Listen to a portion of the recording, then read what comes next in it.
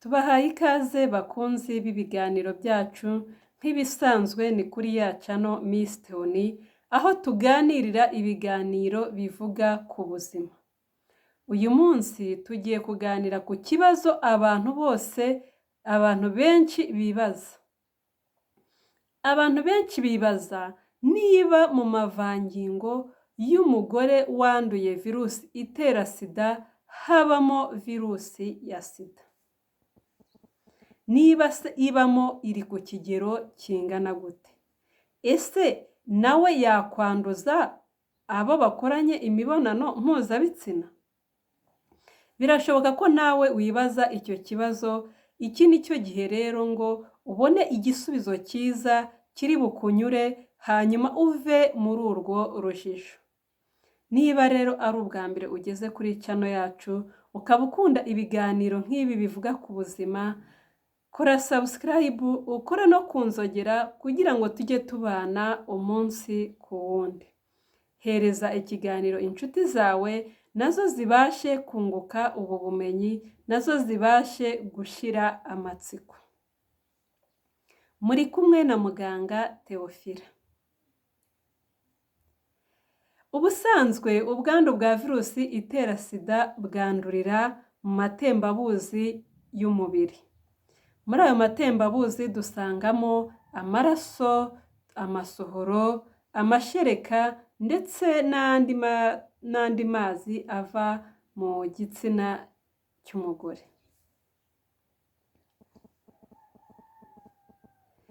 Ku kigero kiri hejuru usanga mu maraso ariho virusi itera sida yandurira cyane.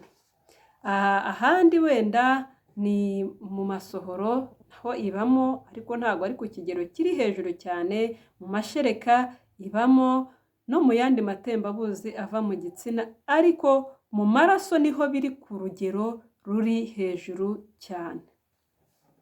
Reka rero turebe icyo abashakashatsi bavuga kuri virusi ishobora kuba iri mu mavangingo y'umugore wanduye ubwandu bwa virusi itera sida. Natangiye mbabwira ngo ni ibanga ryihishe mu mavangingo y'umugore. Abantu benshi iyo bumvishe ibanga baba bashaka kwiyumvira ibanga ryiza, ariko tugomba kumenya ko hariho ibanga ryiza hakabaho n'amabanga aba ari mabi. Byose tuba tugomba kubimenya kugira ngo tubashe kuza gukontorora amarangamutima yacu. Ubushakashatsi bwagaragaje ko mu mavangingo y'umugore wanduye virusi itera sida habamo virusi, ariko iyi virusi ikaba iri ku kigero kiri hasi cyane ugereranyije n'andi matembabuzi abamo virusi, urugero nko mu maraso cyangwa mu masohoro. Ubushakashatsi kandi bwagaragaje ko umugore wanduye virusi itera sida ufata imiti igabanya ubukana neza, virusi iri mu mavangingo ye iba ari nke cyane, ku kigero kiri hasi cyane, ku buryo bishobora kugeza n'aho ushobora gusanga virusi yarashizemo. Ikindi ubushakashatsi bwerekanye ni uko igihe umugore wanduye virusi itera sida ari mu mihango, regre, biba bishoboka ko ubwandu bwa virusi itera sida bwiyongera cyane bitewe n'uko haba hivanzemo n'amaraso. Reka turebe rero icyo abashakashatsi batubwira ku bijyanye no kwanduza. Ese virusi iri muri ayo mavangingo yabasha kwanduza? Reka tubirebeho nabyo. Abashakashatsi bavuga ko ibyago byo kwandura binyuze mu mavangingo gusa ari bike cyane igihe umugore afata imiti igabanya ubwandu bwa virusi itera sida. Birumvikana ko mu gihe adafata imiti igabanya ubwandu aba ashobora kwanduza rwose no ku kigero kiri hejuru. Ariko ibyo bishobora kwiyongera, kuvuga ngo uburyo bwo kugira ngo yanduze abandi bushobora kwiyongera bitewe n'uko arwaye ama-infection yo mu nkari. Iriya ni indwara kandi akenshi ikunze gufata abantu bose bagize ikibazo cyo kugabanuka k'ubudahangarwa kw'abasirikare barinda umubiri. Icyo gihe rero iyo umuntu arwaye ama infection yo mu nkari aba yaratakaje ubudahangarwa bw'umubiri. Icyo gihe uba ufite ingorane z'uko iyi virusi ziba ari nyinshi muri ya mavangingo ye akaba yakwanduza. Ikindi biba bishoboka ko uwo bari gukorana imibonano mpuzabitsina abaye afite ibikomere, aba afite ibyago nawe byinshi byo kwandura biturutse ku mavangingo.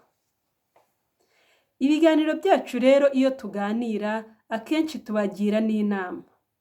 Kuba mu mavangingo y'umugore wanduye ubwandu bwa virusi itera sida harimo virusi nkeya ntabwo biba bikuyeho ko irimo. Niyo mpamvu tugira abantu inama yo kwikingira. Niyo mpamvu tugira abantu inama yo kwifata mu gihe bigushobokeye. Abo bidashobokeye gukoresha agakingirizo ni intwaro yo kukurinda, ukarinda ubuzima bwawe ndetse ukarinda n'abandi. Kwipimisha kenshi byo ni ingenzi kuri buri wese kugira ngo umenye uko uhagaze. Kugira ngo umenye uko ubuzima buhagaze bigusaba kwipimisha kenshi. Ikindi ni ukugira isuku no kwirinda ama infection yo mu nkari. Kugira isuku no kwirinda ama infection yo mu nkari. Nzabategurira n'ikiganiro kivuga kuri infection zo mu nkari, uburyo wazirinda, uburyo wakwitwararika ibimenyetso byazo kugira ngo nazo muzabashe kugiraho ubumenyi mu buryo bwo kuyirinda, hanyuma mukomeze murinde ubuzima bwanyu impande zose. Wibuke ko kandi hari imiti igabanya ubukana bwa virusi itera sida. Impamvu tubabwira ibi ni uko kuba umuntu yaranduye ubwandu bwa virusi itera sida ntabwo bihagaritse ubuzima. Ubuzima burakomeza, ibikorwa byawe bigakomeza. Icya mbere cy'ibanze ni ukumenya ko hari imiti igabanya ubukana. Iyo miti urayinywa ugakomeza ubuzima ubayeho neza, ukora ibikorwa byawe nk'ibisanzwe. Reka turengere ubuzima.